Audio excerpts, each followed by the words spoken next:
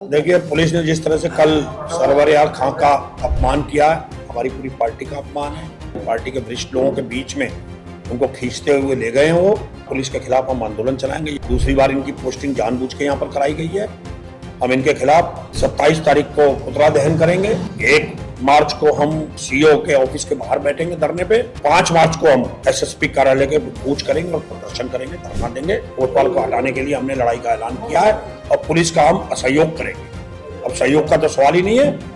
Police के खिलाफ जो भी मामला हमारे पास आएगा उसको लेकर हम जनता के बीच में सड़कों पे जाएंगे। दोस्तों, स्वागत है आपका टुडे न्यूज 9 में। आपके साथ मैं हूं मोनिस मलिक। किच्छा की राजनीति में फिर से एक भूचाल आया हुआ है। वो भूचाल इस वजह से आया है क्योंकि यहां पर एक कांग्रेस के कद्दावर नेता हाजी सरवरियार खां को पुलिस ने हिरासत में ले लिया था। आपको बताते चलें कि किच्छा में समिति के चुनाव हो रहे थे। उन समिति के चुनावों में पुलिस ने किच्छा के ही जो कि दरों से संबंध रखते हैं, किच्छा के कद्दावर नेता हाजी सरवरियार खां को हिरासत में लिया। वहीं पर जैसे ही उनके हिरासत में लेने की खबरें आम हुई, किच्छा के विधायक तिलकराज बेहड़ ने एक थाने में ही दरी बिछाकर पुलिस के खिलाफ धरना देना शुरू कर दिया और तब तक धरने पर बैठे रहे जब तक उन्होंने अपने नेता को पुलिस की हिरासत से छुड़ा नहीं लिया। और किच्छा के विधायक तिलकराज बेहड़ यही नहीं रुके, उन्होंने यह भी ऐलान किया कि हम किच्छा कोतवाल का पुतला दहन करेंगे। हालांकि आज किच्छा कोतवाल का पुतला दहन तो हो गया है, लेकिन उसके साथ साथ आगे की लड़ाई भी जारी रहेगी, ऐसा ऐलान तिलकराज बेहड़ ने कर दिया है। पुलिस के लिए कहा है कि पुलिस के लिए हमारा असहयोग रहेगा। चलिए जान लेते हैं कि किच्छा विधायक तिलकराज बेहड़ ने इस मामले को लेकर क्या कहा है। हमसे टकराएगा, जॉर्ज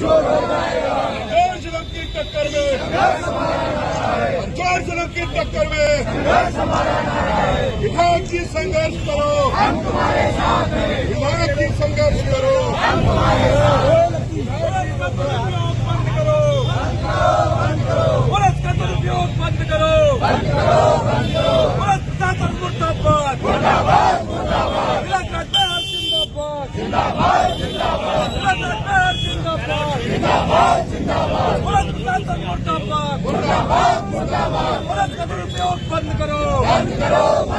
अगर जरूर 4 बार बताता हूँ कि किच्छा विधानसभा एक 70 विधानसभा है। 70 विधानसभा में लोग जीते और हारे हैं। आखिर किच्छा विधानसभा टारगेट क्यों? हमारे लोगों को जबरन मुकदमे कायम होते हैं, जेल भेजा जाता है, लोगों के हाथ पैर तोड़े जाते हैं, साधारण धाराओं में जेल भेज दिया जाता है। एसएसपी महोदय जब आए ये वाले मणिकांत जी, इनको भी मैंने रिक्वेस्ट की कि किच्छा में बैलेंस की से काम होना चाहिए। हमने कभी भी 3 साल में कोई नाजायज काम पुलिस से नहीं कराया। मैं सिर्फ कोतवाली में 2 बार पहले, एक बार पहले गया जब क्या नाम सुंदरम थे कोतवाल, और अब गया इसके जो सरवरियार खां को जिस दिन लेके गई पुलिस। मैं पुलिस थाने में जाना पसंद नहीं करता। कोई काम होता है कहते हैं, पर हमें इग्नोर किया जाता है। इन्होंने ही पहले अशोक चुप के लड़के को ऊपर डकैती, लूट, अपहरण की घटनाओं में जेल भेजा, झूठी सारी धाराएं लगाई। उस समय भी इन्होंने दबाव में काम किया। अब आते ही इन्होंने फिर यही काम शुरू कर दिया दोबारा। क्या उत्तराखंड में अंदर इंस्पेक्टरों की कमी है? क्या कोतवालों की कमी है कि आप एक इंस्पेक्टर को यहाँ से हटा रहे हैं, फिर आपको रुद्रपुर ले जा रहे हैं, रुद्रपुर से फिर हटा रहे हैं, फिर पीआरओ बना रहे हैं, फिर किच्छा ला रहे हैं। एक सिपाही है उसको बार बार यहाँ ला रहे हैं। आखिर क्या है किच्छा में? ऐसी क्या चीज है किच्छा में? ऐसा क्या है? हमें तो कोई फर्क नहीं पड़ता। राजनीतिक रूप से हमें कोई नुकसान नहीं होने वाला। कांग्रेस को यहाँ फायदा ही होगा। जितने जुल्म करोगे, जितने कर सकते हो करो, पुलिस जितना कर सकती है करो, और हम अपनी लड़ाई को लड़ेंगे। अब हम आर पार की लड़ाई करेंगे। हमने आज इसकी शुरुआत की है। आज पुतला फूका है। 1 मार्च को हम सीओ ऑफिस के बाहर बैठेंगे, और जो 5 मार्च का हमारा धरना था, वो 5 मार्च को, क्योंकि हमारे परिवार में एक शादी है, उसको हम 6 मार्च को करेंगे। 6 मार्च को हम एसएसपी कार्यालय का घेराव करेंगे। हजारों लोग होंगे उसके अंदर, और उसके बाद फिर हम इसी बीच में हम डीजीपी से मिलने की कोशिश करेंगे, समय मांगेंगे। और फिर भी कोतवाल को नहीं हटाया गया तो डीजीपी ऑफिस के बाहर धरना दूंगा, और फिर भी नहीं हटा तो मुख्यमंत्री कार्यालय के बाहर धरना दूंगा। ये 5 कार्यक्रम मैं लेके चला हूँ, और एक सारे कार्यक्रम में करूँगा चरणबद्ध तरीके से। और आज इस आंदोलन की तैयारी की है। कोतवाल हटाना ना हटाना एसएसपी के हाथ में है, डीजीपी के हाथ में। तिलकराज बेहड़ को जनता को बताना है ये थाना भ्रष्ट हो चुका है, लूट का अड्डा बन गया है। और ऐसा ना हो कि बहुत जल्दी एक प्रकरण जैसे पंतनगर का सामने आया था, कहीं एक नया प्रकरण, क्या नाम था कोतवाल का पंतनगर में, डांगी, कहीं नया एक डांगी न पैदा हो जाए किच्छा में। ये भी कुछ ही जल्दी बहुत सामने आ सकती है। जैसा कि आपने देखा कि तिलकराज बेहड़ ने कहा है कि हम पुलिस के साथ असहयोग करेंगे और कांग्रेसी लीडर के साथ जो पुलिस ने बदसलूकी की है, हमारी लड़ाई आगे भी जारी रहेगी। आखिर क्या मामला था जिसकी वजह से हाजी सरवर यार खां को पुलिस ने हिरासत में लिया? हमारे साथ इस समय जुड़ चुके हैं गफ्फार खान, जो खुद दरों से संबंध रखते हैं। उनकी ही तहरीर पर पुलिस ने हाजी सरवर यार खां को हिरासत में लिया था। चलिए जानते हैं कि आखिर क्या मामला था। असल में कोऑपरेटिव का चुनाव तो लगभग अभी था, 5-6 दिन पहले चल ही रहा था, लेकिन एक चक्रोट को लेकर पिछले 1 महीने से मैंने कंप्लेंट दे रखी थी। उसकी नपत पिछले 1 महीने में 3 बार हो चुकी थी। जब भी तहसील से अधिकारी जाते थे तो हाजी सरवर यार खां मौके पे नहीं आते थे। इनके बाग हैं जहाँ दरों में बाजार लगता है, उस बाग के अंदर 10 फीट चौड़ा रास्ता और लगभग कम से कम नहीं तो 600 फीट लंबा होगा, वो रास्ता इन्होंने पिछले 32 वर्षों से दाब रखा था, उसको बंद कर रखा था। अनेकों बार लोगों ने प्रयास किया इन 32 वर्षों में उस रास्ते को छुड़ाने का।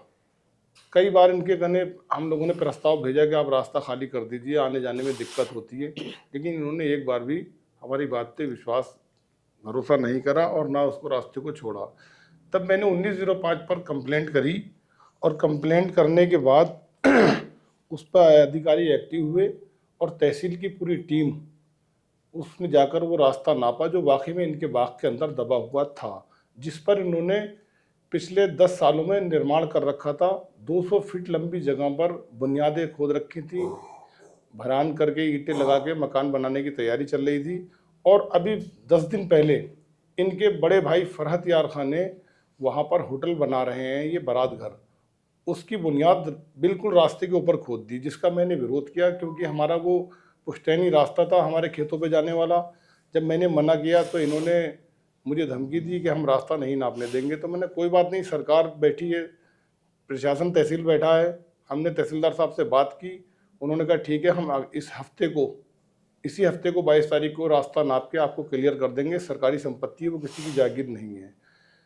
उन्होंने नवाब सरवर यार खां को सूचना दी, उनके भाई को सूचना दी, जो आसपास के किसान थे उनको सूचना दी, सब लोगों को मौके पे बुलाया। रास्ता नप गया आराम से, कोई दिक्कत नहीं थी। इनके बाग में रास्ता निकला, सरकार ने रास्ता छुड़वा लिया। जितना भी अतिक्रमण था बुलडोज़र लगाकर उसको ध्वस्त कर दिया गया। ध्वस्त करने के बाद अधिकारी और तहसीलदार साहब जाने लगे। तहसीलदार साहब पहले चले गए थे 5-10 मिनट, पटवारी साहब और कानी गोई मौके पे रह गए थे। उन लोगों ने मुझे भी बुलाया और उन्होंने मेरे हस्ताक्षर कराए कि अब आप इसको हमने क्लीन कर दिया है, आप अपनी आपत्ति वापस ले लें। मैंने साइन कर दिए। जैसे ही मैंने साइन करके और मैं वहाँ से चला तो अचानक हाजी सरवर यार खां के समर्थकों ने और हाजी सरवर यार खां के भतीजे ने और उनके बेटे ने और हाजी सरवर ने मेरे ऊपर हमला कर दिया। 22 तारीख को मेरे ऊपर उन्होंने हमला किया, इसलिए कि मैं लगभग 2019 से अब तक उनके पास से 35 से 40 एकड़ ज़मीन सरकार के कब्जे में दिला चुका हूं, जो उन्होंने अवैध तरीके से घेर रखी थी और उनके समर्थकों ने घेर रखी थी। हुआ क्या था, 2019 में सबसे पहले उन्होंने जो कब्रिस्तान हमारे यहाँ के कब्जा कर रखे थे, उस मामले को लेकर मेरा उनसे विवाद हुआ और मैंने उत्तराखंड सरकार का जो नंबर है 1905 उस पर एक कंप्लेंट डाली कि हमारे दरों के कब्रिस्तानों को लोगों ने जोत रखा है। हाथापाई की, मेरे साथ मारपीट की इन लोगों ने। मेरी जेब में जो पैसे रखे थे वो भी सब छीन लिए इनके कार्यकर्ताओं ने और मुझे बुरी तरह से लात घूंसों से मारा गया। किसी तरह मैं वहाँ से अपनी जान बचाकर भागा और मैंने प्रशासन को कॉल की, फिर लिखित में शिकायत दर्ज की और एसएसपी साहब के यहाँ भी दे के आया और किच्छा कोतवाली में भी। एक अपमान है, पार्टी के वरिष्ठ लोगों के बीच में उनको खींचते हुए ले गए हैं। वो पुलिस के खिलाफ हम आंदोलन चलाएंगे। दूसरी बात, और आपको एक बात और बताते चलें कि इस मामले को लेकर प्रदेश में भी राजनीति में हलचल मचने शुरू हो गई है। सूबे के पूर्व मुख्यमंत्री हरीश रावत ने इस मामले को लेकर ट्वीट किया है और उन्होंने कहा है कि बैकअप सरवर यार खां बैकअप। इससे पहले भी वो तिलकराज बेहड़ के लिए यही शब्द इस्तेमाल कर चुके हैं। उन्होंने कहा है कि वरिष्ठ कांग्रेस लीडर के साथ इस तरह की बदसलूकी बिल्कुल भी शोभनीय नहीं है और जैसा कि आपने देखा कि ये मामला यहीं पर थमने का नाम नहीं ले रहा है। आगे जो जो अपडेट होंगे हम उनसे आपको रूबरू कराते चलेंगे, और जो जो इस मामले में लेकर नए बयान सामने आते हैं वो भी हम आपको बताते हुए चलेंगे। हमसे जुड़े रहिए और तब तक देखते रहिए टुडे न्यूज़ 9।